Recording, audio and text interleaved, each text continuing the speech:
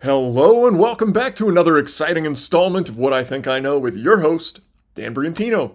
Jake Lang, Don Lemon, the WEF, all kinds of stuff going on. It's been a busy week. Let's dive into it.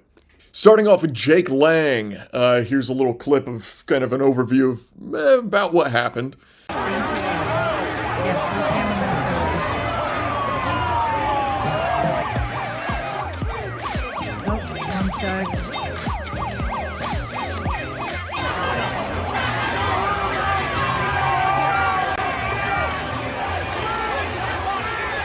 You can see he is just kind of stuck in that crowd. They're bashing and thrashing him. Some would say an attempted lynching, perhaps. Yeah, wild stuff. He ended up having to get staples in the back of his head. And if you haven't seen that picture, I guess, well, here it is. I'll show you. Just a little blood coming out the backside of him. Bad news. All he was doing was protesting a protest, essentially. Doing his usual thing. Some people call him an agitator, and I mean, yeah, kind of, but also the protests agitate me, so wouldn't they be considered agitators as well? So, I don't know. Certainly, he did nothing to require use of force like that. Nothing, I'm sure, will happen to any of the protesters, but glad he got away safe, and he was essentially saved by a beautiful Christian man. Well, here is a clip of an interview with him just shortly after saving Jake. I don't know how, I just can, right? Divine entity. Now, at the end of the day, my job... Way to be fucking brave and try to fucking do something. Yeah, my job, my purpose on earth, and my spirit told me, I'm the son of God, right? A lot of people gonna think I'm lying, and I just showed you again. They got Jake It shows you again that I don't have to lie, but I move off love and unity. And that's how Jesus walked. If y'all Christians, that's how Yahweh walked. If y'all Africans and y'all roots, Yahweh walked and just showing love regardless of what somebody did to you. When they crucified him on the cross, he still forgave everybody for their sins. And they down there killed him. So it's like, we can't treat hate with hate. Love overcome hate any day. When one motherfucker starts showing love, everybody show love. But if one person hate, everybody hate. It's a domino effect, just like a domino. That's that. But it was my job and my purpose. We stole his watch. Hey, let me see the watch. Hey, let me see the watch. Hey, watch this. Hey, come here. Hey, someone come here, Mello. Hey, check it out. You, come here. Yeah, you, yeah. Yeah, so look, keep that on. At the end of the day, this what he came. I don't know what this shit is. Out of my protect. The world is fake. You hear me? All this shit is fake. Stop paying y'all money for this shit. You feel me? But that's the end of that, man. At the end of the day, just show love to anybody. No matter what they done to you, just show love. You're gonna get blessings. A beautiful man and a true American. He gets it. It doesn't matter your race, color, creed, any of that stuff, your political beliefs. He's a human. So don't kill him for no reason. If he's trying to kill you, then sure, be my guest. But Jake was doing no harm whatsoever, other than perhaps annoying some people. And at the sort of end of all of this, what ended up happening, basically Jake made his way through the crowd, kind of got pinned up against a big building, and then this guy came out of nowhere and brought him to safety. He ended up finding a car and begging them to, take me away, get me out of here kind of thing. And they accepted because they thought ICE had just beaten him up. And then people start, bashing and thrashing the car, and they're like, oh, we got to get out of here. So they go around the corner, and then they realize, like, oh, this is not an anti-ICE guy. He's a pro-ICE guy. Get out of our car. Here is a short clip of them explaining themselves. So let me give y'all the rundown on what just happened to us in case we do go like viral or whatever the case is. This guy, still don't even know his full name. Jake is all I know. see him run up to our car and he's like, can I please get in? Can I please get in? Like, they hurt me so bad, da da da da. In our head, it's like, oh my God, like, was he just attacked by ICE? Like, we thought ICE was after him, so we're like, okay, whatever, like, hop in the freaking car real quick. And then all of a sudden, there's a whole bunch of people coming here and storming us and, like, beating up the car, ruining the car, pulling this dude out. Like, what is like, going on? surrounding the car. It's like, we saw an injured man, so, like, obviously we're gonna help because we're not bad people. The longer we sat there, the longer he fought them off, and the more damage was happening to Aaliyah's car. So we had to leave with him in the car. Like, there was no ifs, ands, or buts about it. I just go around the block, and I'm like, you know what? Like, you need to get out. What is going on? Like, whose side are you on right now? Because, like, this is not okay. So you're good people. You're very good people. You know, you gotta help anybody that's in need of help, unless they fight for the other side. Then throw them to the wolves. Okay, fine. That's a really sad story. Jake didn't deserve any of that. He's just trying to fight for America, basically, against the anti-America crowd. The liberals have been yelling forever they hate America. Why don't we just believe them? I don't know. And that happened all on the same day, I believe, as Don Lemon storming a church. And there's videos of this. You could look it up yourself. I'm not going to put this first clip because it's just kind of long and dragged out. But he's with a group prior to this insurrection of the church, perhaps. Prior to this attack on the church, whatever you want to call it. So he's in like a parking lot getting ready with this group of people, and they're saying, you know, we're going to do whatever we're going to do. It's proof that it was kind of pre-planned, and Don knew that this is what they were going to do. And then they do storm the church. Here is a clip of him extremely aggressively talking to the lead pastor there that day. What do you think of this? I mean, this is unacceptable. It's shameful. It's shameful to interrupt a public gathering of Christians in worship.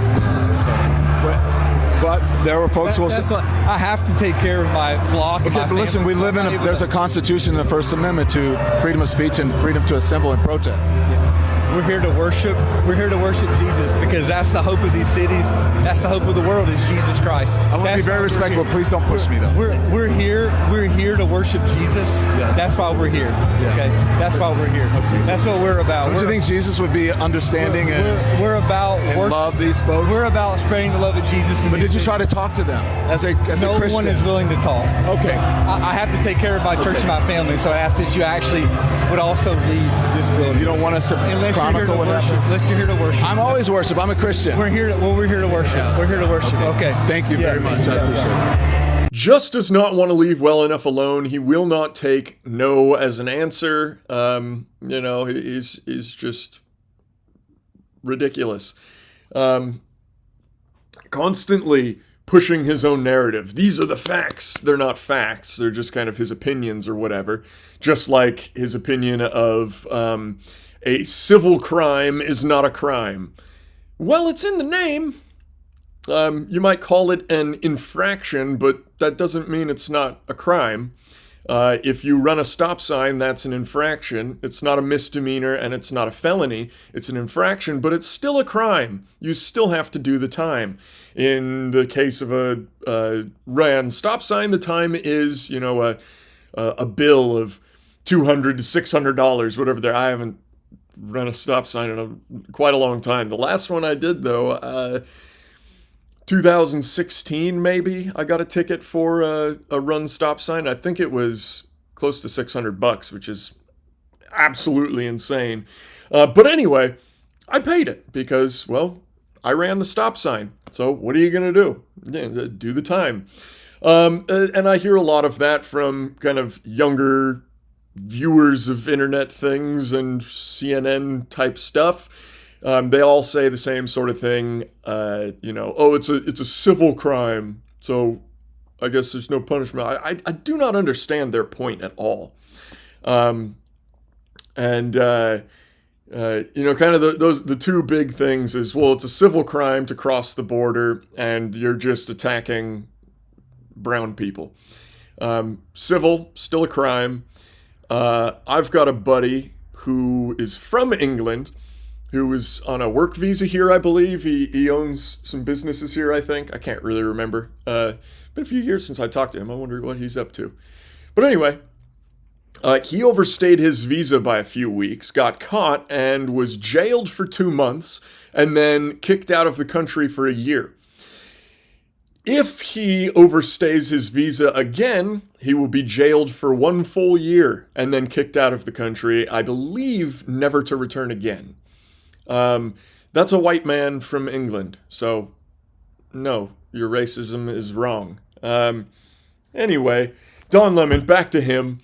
He storms the church, attacks this pastor here, and then here's another clip. Did you guys know that Don Lemon's goal is to traumatize children? Because he says it right here. Check this out. Watch this guy here. Look, he's hugging his kid. And, you know, I imagine it's uncomfortable and traumatic for the people here. But again, careful. It's very slippery right here. Yeah. It's uncomfortable and traumatic for the people here, but that's what really, careful, please. Really slippery. Not kidding. That's what protesting is about. And so we dive into that, I do want to mention they could be charged. People are saying the KKK Act or the FACE Act. I believe a judge already kind of shot the KKK Act down, but that one is essentially, and let's see if I can get the words right. The deprivation of rights. So we have a right to gather and worship, and by stopping the worship, stopping the service, and basically everybody got sent home, that is a deprivation of your right to assemble and worship. Now that one, like I said, has already kind of been shot down by a federal judge. Who knows if it comes back or not? I don't know. The FACE Act, though, is another good one. The FACE Act, overall, it was enacted. It's the Freedom of Access to Clinic Entrances Act. That's the FACE. In 94 is when it was enacted, and it prohibits intentional interference with access to reproductive health facilities, places of worship, or facilities providing lawful medical services through threats, force, or physical obstruction, which is absolutely what just happened there. So hopefully they get charged. Hopefully so. I would love to see some of that side of the aisle actually get punished for what they're doing. It's back in, I can't remember what year it was. But anyway, under Obama, there were some older ladies, I think it was in 2021. There were some older ladies who were protesting an abortion clinic. They got charged with the FACE Act and got 40 years in prison. Maybe do the same for Don. Have him do his little show from the clink. Anyway, back to what we just saw from Don, him kind of talking crap about a father and his child there. Yeah, so the goal of protesting is trauma. I don't think that's the goal of protesting. The goal of protesting is to get people to listen to your message. I don't know what your message is because you don't really know what your message is. But if it is simply stop ICE, then that's a stupid message. More than half the country voted for it, and we're going to keep doing it. Your little protests aren't going to stop anything. Now, one thing that could help is if the police, the local police, would do the same thing they did for Obama, which was when an illegal criminal would get caught, the police would hold on to them, alert ICE, and ICE would come pick them up. Obama was doing nearly 1 million deportations a year. In fact, Tom Homan got an award from the Obama administration because Tom Homan was the border czar for Obama. Now, there is a picture. Here's the picture right here. This floats around the internet. It's a fake picture. Obama did not actually put the award around Tom's neck. It's totally fake. I don't know where it came from. I mean, it doesn't really change the meaning because the Obama administration still did give Tom that award. But it's just interesting. When Tom Homan under Obama deports, I think like 950,000 people is what he got that award for. So when he deports 950,000 people under Obama, all good. Award that man. But when he deports about 250,000 people under Trump, well, he's a Nazi. The correlation doesn't make much sense. The more people who see that understand that Tom Homan was once a hero, but it's just because he works for a different fella, and arguably does a worse job, 250,000 versus over 750,000.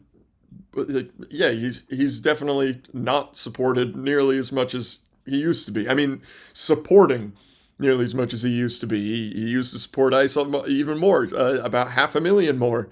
But anyway, Tom Homan, thank you very much. You're a good guy.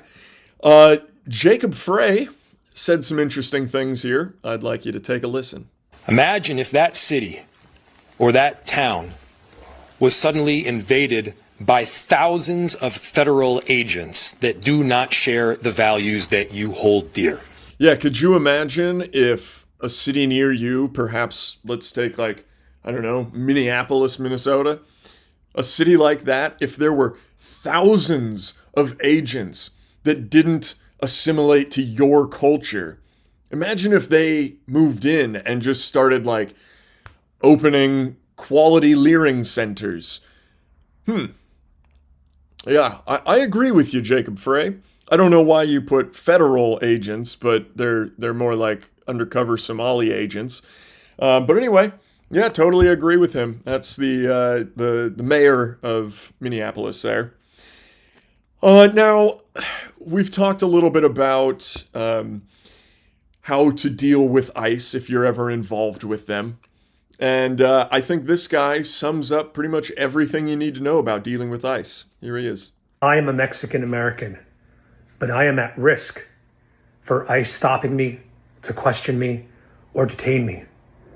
And I swear to God, if ICE ever stops me, I am going to comply with every lawful order they make. I'll deal with it in court after if I have to. I'll provide my driver's license. I'll provide my passport number. I'll do whatever I need to prove to these ICE agents that, hey guys, I'm a U.S. citizen. And I recommend all of you follow that same advice. Comply? Why would you comply? Well, because you don't want to get shot. I've said this before. I've been arrested before. I just complied. It was very, very easy. If I had maybe run, I probably would have been chased. If I had reached for the officer's gun, I probably would have been shot. If I had wrestled the cop, could have been shot there, could have had my ass handed to me. Any number of things could have happened. But I complied, so I spent the night in jail, was released the next day, no charges, no problem. If you're innocent, just comply. It's that easy. You might think Nazis and all that sort of stuff, but this is the typical ICE officer right here. You have any questions? I asked if y'all got a warrant and if I could see it. He said no. So because you're not related to this person, we don't have to show Okay, well, you I'm here to just observe. I have within my right to do cool. so. But all that noise, all that stuff like that, you're impeding our investigation. I don't know what you just said. I don't speak Spanish. I'm not speaking Spanish. I just heard your Spanish accent. I don't know what you said. You're speaking entirely too fast. I don't really want to engage with you, honestly. I'm just letting you know I'm here. It's for you. This is for you to understand. Whistling, making all this noise, impeding our investigation. How is blowing a whistle impeding? Listen. I'm done talking to you. Listen. You can get out of my face. If you continue that, we're going to arrest you. All right? So, this is your first and last warning. Don't do it again. Don't impede. I will arrest you. Only saying it once. Reminds you that you're Simple, nice guy, tells the gal, hey, this is what you're doing wrong. If you keep doing it, I'm going to have to arrest you. I'm giving you a warning right now. Please stop. Simple enough. She stopped really quick after that. Most of them don't, unfortunately, which is what leads us to trouble. For instance, if you're behind the wheel of a vehicle that you've been blocking the road with for several minutes and an officer tells you to step out of the car and instead you drive that car forward into another officer, bad stuff can happen. By the way, update on that. The officer ended up with internal bleeding. That clearly proves that he did get hit, and fairly heavily, with that vehicle. In a local story, the high school down the street had a protest. The kids were walking in the street, and I commented on the newspaper posted on Instagram, and I commented on it and said something like, "Oh, this is very sad. We need to rework our education system. How can our students be this misled?" And a gal commented, and we went back and forth a couple times. And then I just got a message here that says, "Grown men arguing with a freshman in high school. Sad life." Sort of, I suppose. Yeah, arguing with a freshman in high school isn't, like a cool thing to do or something. But if they're old enough to think that their political beliefs are important enough to go walk down the street, then they should be able to argue them. Simple as that. If you're a freshman in high school and you feel angry about stuff, probably stay at home, or in class rather. You have no game in this, or no skin in this fight, so stay home. Gavin Newsom happens to agree with me when I said that ICE should, or local police should comply with ICE when it comes to criminals. I'm glad to hear him say it. Unfortunately, it was many years ago. He does have a lot of these things he says that end up biting him in the ass later, but here he is. Trump has this plan to deport 3 million immigrants, I think, is what he said. About the same that Obama's deported since he's become president, 2.7 million. But would you cooperate with his plan to deport? Sanctuary policy says this: if people are here, regardless of their immigration status, we want them to be fully participatory in reporting crimes to keep you safe, and to making sure that people are getting vaccinated to keep you healthy, and to make sure we have a society that's civil and people are participatory. To the extent we can choose locally what we prioritize, our police department is told it's not their prioritization in terms of enforcement to do the federal government's job of deportation. That's all sanctuary policy does. That said, when people commit crimes, sanctuary cannot and should not be a shield for criminal behavior.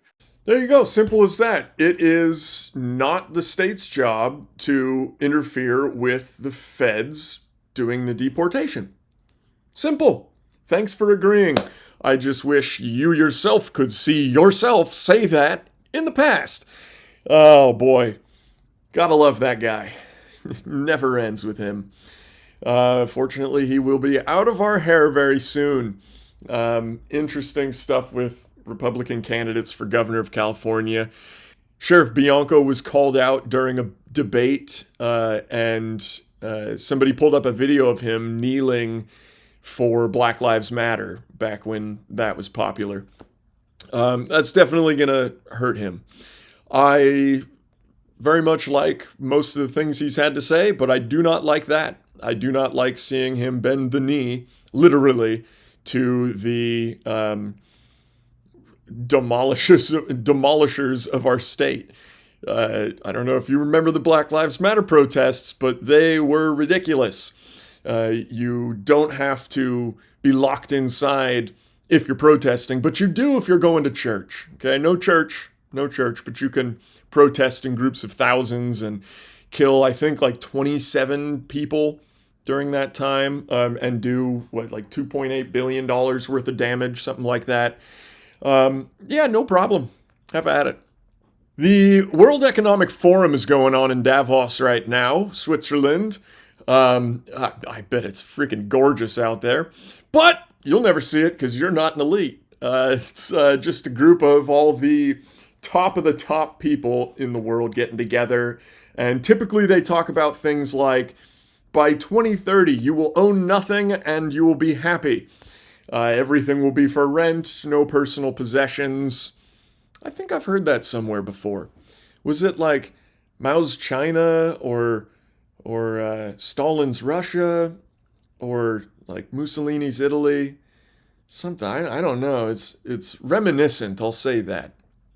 But anyway, big news coming out of that side. The thing, whatever, the collaboration of all these people getting together, it's not over yet, so we don't know what exactly is going to happen.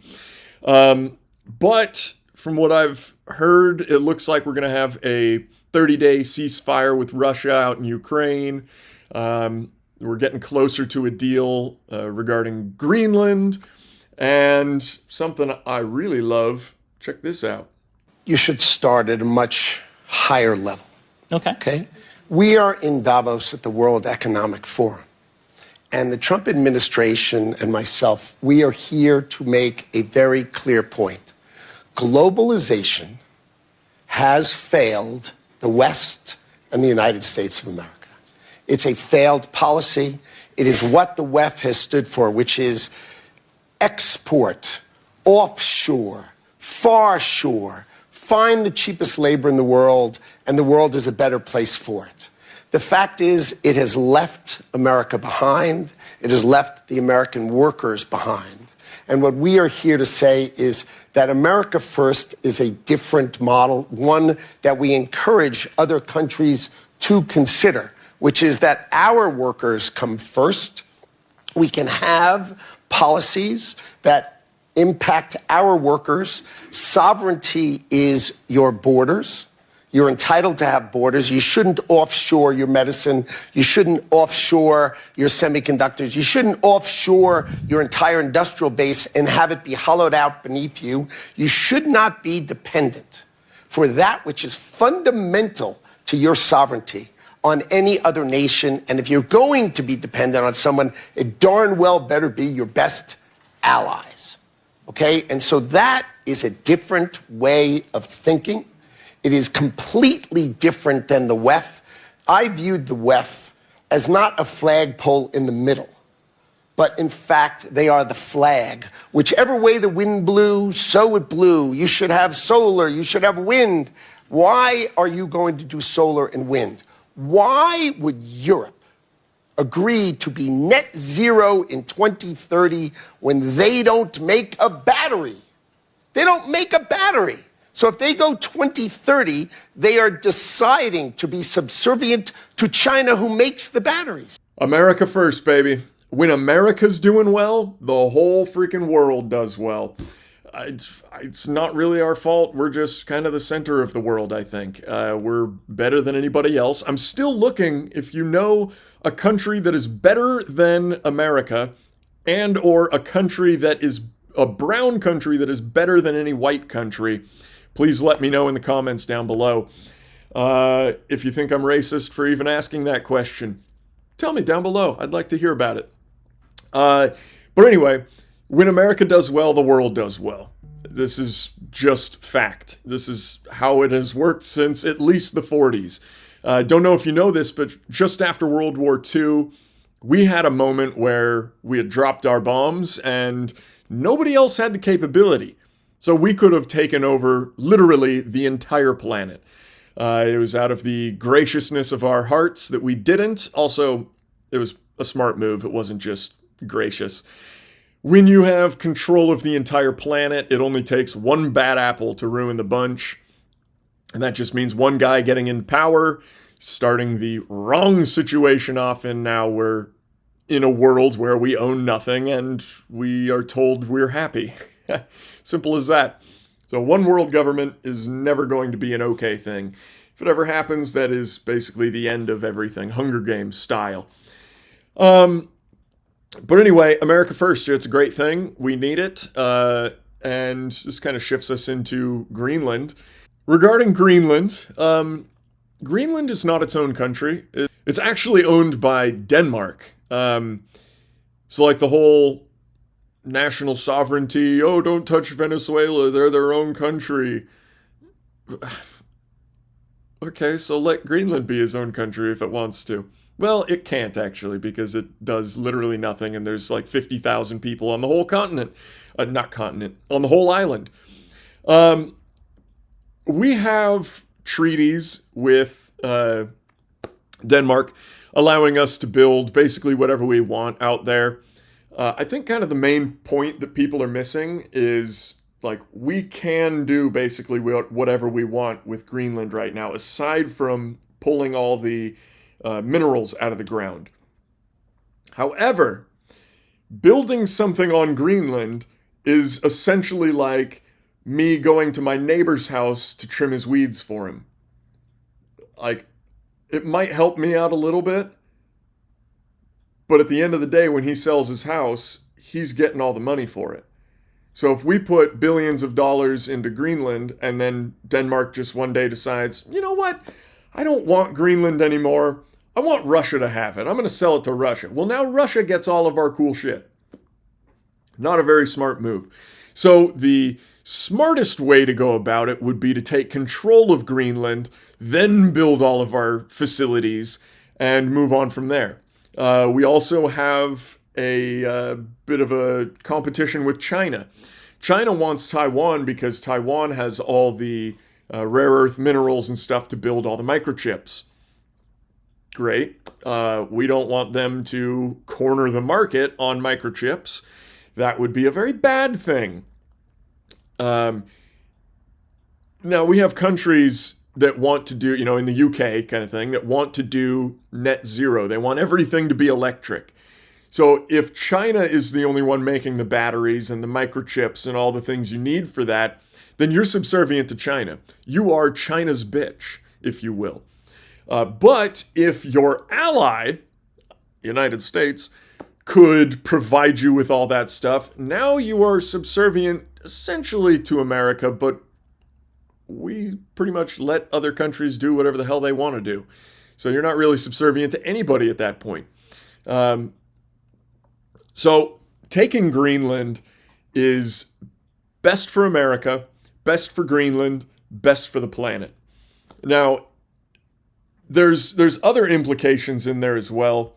And actually, I have a great little clip from Carl Higbie. Saw him last week. Well, he's back again. And he'll explain a little bit of the friendships that we can build out of all this.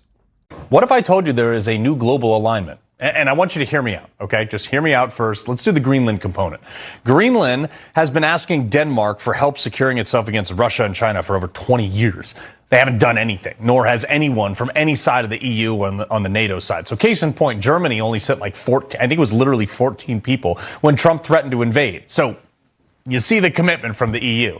America, though, has had a treaty post-World War II to put bases basically anywhere they want. But we're not going to overly invest if it's not U.S. soil.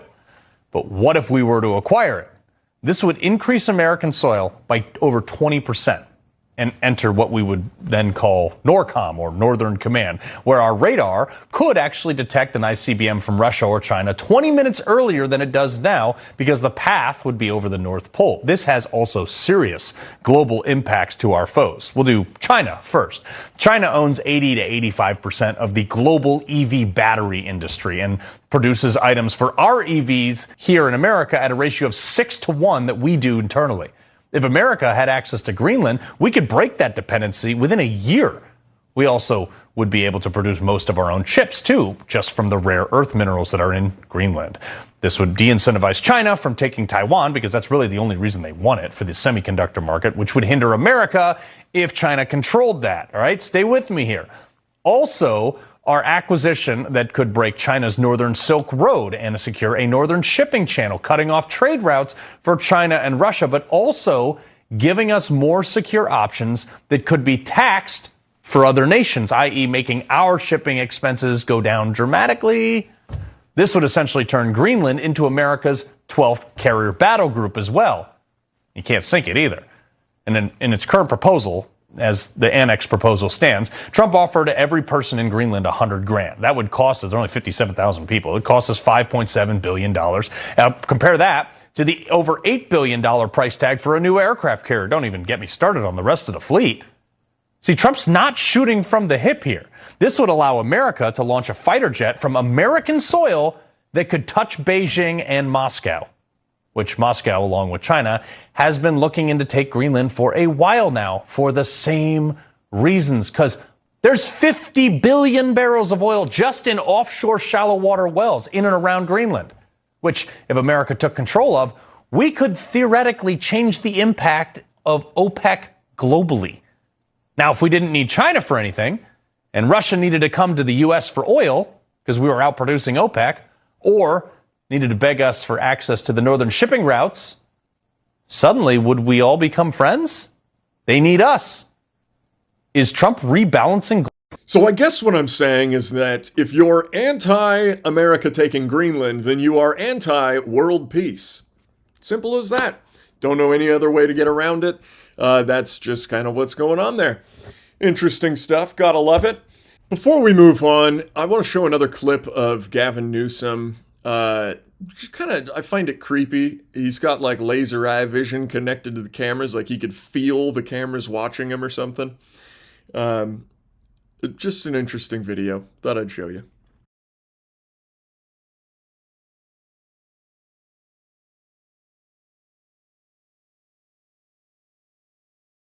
Or whatever, I would call up Trump. I'd say, come on in, make us look good, because we're cutting crime down to nothing.